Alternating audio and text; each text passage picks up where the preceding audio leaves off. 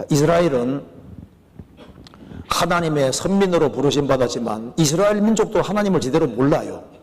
이스라엘 민족부터 하나님을 확실히 믿어야 됩니다. 그래서 하나님께서 출애굽 사건을 일으키신 거예요. 이스라엘은 출애굽을 통해서 여호와가 하나님인 걸 확실히 알게 된 겁니다. 자, 아브라함이 이삭을 낳고 이삭이 야곱을 낳고 야곱이 12아들을 낳았습니다.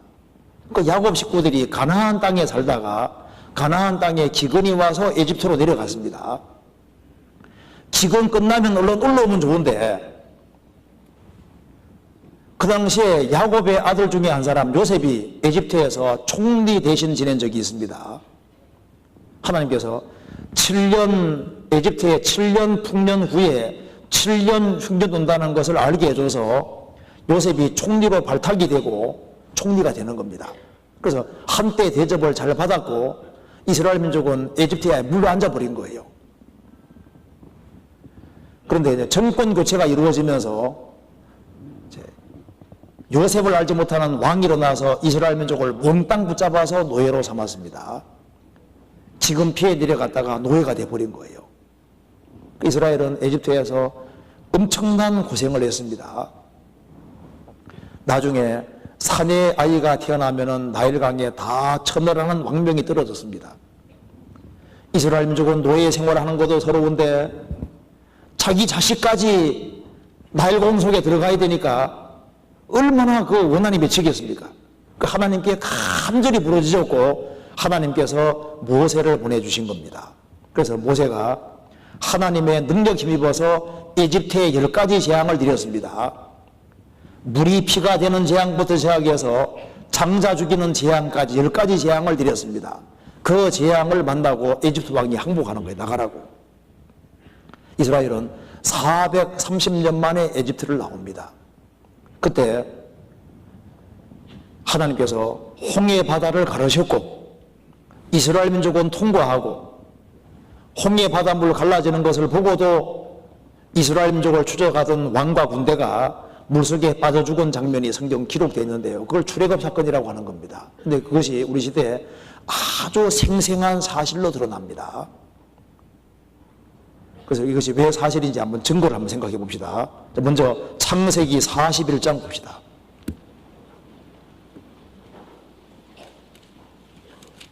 자, 창세기 41장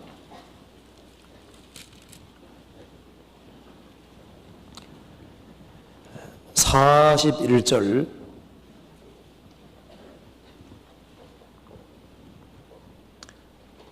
자, 제가 읽겠습니다. 바로가 또 요셉에게 이르되 내가 너로 애굽 온 땅을 총리하게 하노라 하고 자기의 인장 반지를 빼어 요셉의 손에 끼우고 그에게 세마포를 입히고 금사슬을 목에 걸고 자기에게 있는 버금 소리에 그를 태우며 무리가 그 앞에서 소리 지르기를 엎드리라 하더라. 바로가 그로 애굽 전국을 총리하게 하였더라. 자, 여기에 파라오 왕이 총리를 세울 때 인장 반지를 빼어 요셉 손에 끼우고 하얀 세마포를 입히고 금사슬을 목에 걸었다 그랬죠. 자, 이 당시에 벽화가 남아있는데 한번 봅시다. 여기에 이거 한번 보세요. 에집트 파라오 왕입니다. 파라오 왕이 총리를 세울 때 여기 잘 보시면은 세마포를 진짜 세마포 옷을 입히고 거기에다가 금사슬을 목에 실제로 겁니다. 그죠? 그러니까 성경은 실제 사실을 기록해 놓은 거예요. 그죠? 맞죠? 금사슬을 이렇게 딱 목에 건다고 되어 있잖아요. 실제로. 그리고 요셉이라는 사람이 7년 풍년 후에 7년 흉년 온다는 것을 하나님이 알게 해주셨기 때문에 7년 풍년 기간 동안에 창고를 많이 만들었습니다. 그런데 그 창고가 발굴이 됐고요. 그리고 그 더 놀라운 것은 요셉의 비문까지 발견이 됐습니다. 먼저 7년 풍년 기간 동안에 창고를 많이 만들었다고 했는데 성경 한번 찾아봅시다. 창세기 41장 56절. 온 지면에 기근이 있음에 요셉이 모든 창고를 열고 애굽 백성에게 팔세 애굽 땅에 기근이 심하며 각국 백성도 양식을 사려고 애굽에 들어와 요셉에게 이르렀으니 기근이 온 땅에 심함이었더라. 요셉이 7년 풍년 기간 동안에 창고를 많이 만들고 풍년 끝나고 난 이후에 흉년 기간에 창고를 열고 이제 곡식을 방출했다 그 말입니다. 그러면 7년 흉년을 피하기 위해 창고를 만들려면 어마어마한 창고가 있어야 되는 겁니다. 근데 요셉 창고가 발굴이 됐거든요. 이거 한번 봅시다. 이집트에서 요셉의 곡창 발굴 고고학자들을 틀림없다고 확인했습니다. 이제 곡물 사러 들어오면 이리로 들어옵니다. 들어오면은 여기에 요셉의 창고가 나오는데요. 창고가 얼마나 큰지 보세요. 크기도 크고 깊이도 엄청 깊습니다. 그리고 이것이 계단식으로 되어 있어서요. 식량을 이렇게 실어 나르도록 되어 있어요. 그리고 여기에 모형 그려놓은 걸 보면요. 아주 단순하게 모형 그려놨는데 창고를 많이 만들어서 곡물을 방출해내면은 묵은 곡식이 먼저 내려가고 햇곡식이 그 다음 내려가도록. 그러니까 이 모형 요것이 이제 방금 보여드린 요겁니다. 이런 창고를 수도 없이 많이 만들어서 곡물을 꽉 모았던 거예요. 그리고 요셉의 빈문이 나왔는데요. 성경 보면 요셉이 온 제사장 딸과 결혼했습니다. 찾아봅시다. 여기에 41장 45절을 보시겠습니다. 그가 요셉의 이름을 사보낫 바니아라고 하고 또 온 제사장 보디베라의 딸 아스낫을 그에게 주어 아내를 삼게 하니라. 그러니까 요셉이 온 제사장 보디베라의 딸 아스낫과 결혼했습니다. 그리고 또 한 군데 봅시다. 창세기 47장 보시겠습니다. 그리고 요셉이 5분의 1의 세법을 만들었는데요.